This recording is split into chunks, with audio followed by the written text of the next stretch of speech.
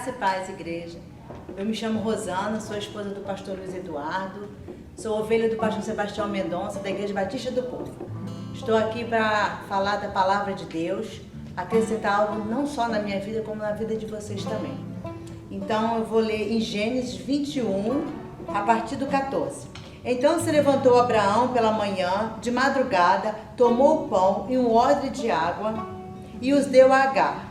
Pondo-os sobre o seu ombro, também lhe deu o menino e despiu-a, e ela foi-se andando errante no deserto de Berseba.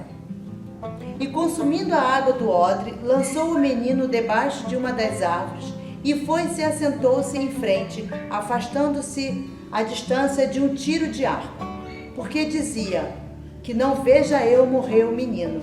E assentou-se em frente e levantou a sua voz e chorou.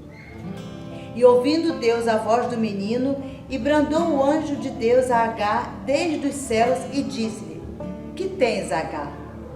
Não temas, porque o Deus ouviu a voz do rapaz desde o lugar aonde está. Ergue-te, levanta o moço e pega-lhe pela mão, porque dele farei uma grande nação. E abriu-lhe Deus os olhos e viu um poço de água, e foi-se e encheu o odre de água e deu-a de beber ao moço.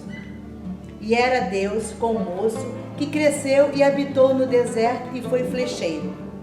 E habitou no deserto de Parã, e sua mãe tornou-lhe mulher da terra do Egito. Bom, meus irmãos, essa passagem é uma passagem maravilhosa, né?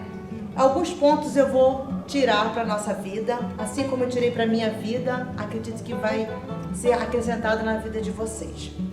Todos já conhecem a história de Agar e Ismael, né? Abraão manda ele sair do acampamento, ela vai para o deserto com o seu filho. E por conta do deserto ser longo demais, eles consumiram toda a água. Quando ela viu que o menino já estava muito cansado, o menino já estava muito desgastado de ter andado no deserto e já estava sentindo muita sede, o menino já não aguentava mais. E ela ficou tão desesperada com aquela situação de ver o filho daquele jeito, que ela colocou o menino debaixo de uma árvore e foi uma distância, aqui na palavra de Deus diz um tiro de flecha, que é mais ou menos acho que 100 metros de distância. Ela foi e se afastou do menino porque ela não queria ver o menino morrer, porque ela sabia que ele ia morrer.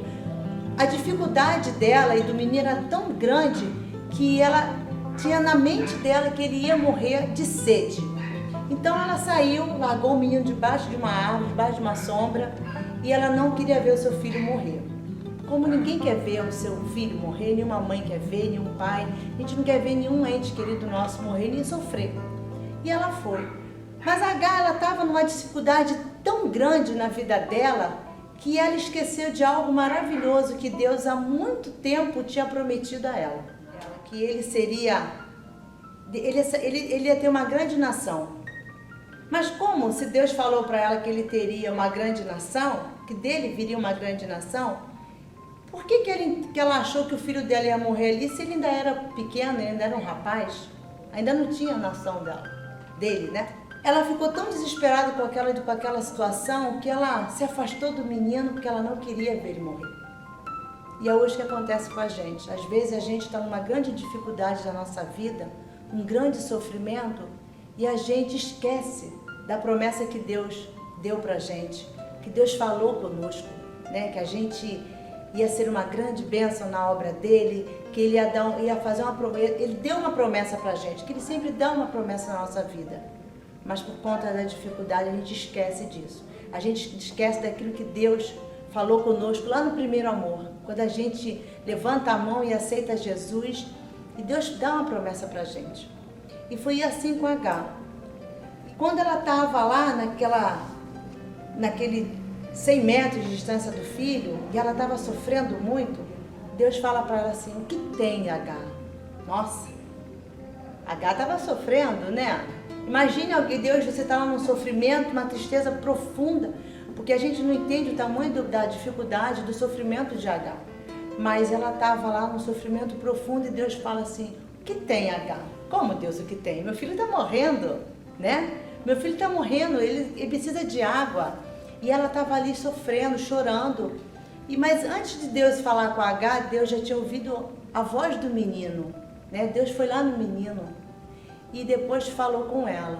E quando Deus falou isso com ela, ele fala assim no 17: que tens, Agar? Não temas, porque Deus ouviu a voz do rapaz desde o lugar onde ele está. Ela não tinha ouvido a voz do filho, mas Deus ouviu a voz do rapaz aonde ele estava. E quando ele ouviu a voz do menino, ele foi na mãe, porque ele sabia que o menino estava ali para morrer. O menino ia morrer daquele jeito, né?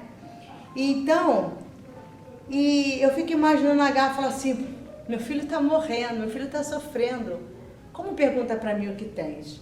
Mas Agar, mais uma vez, ela esqueceu da promessa de Deus.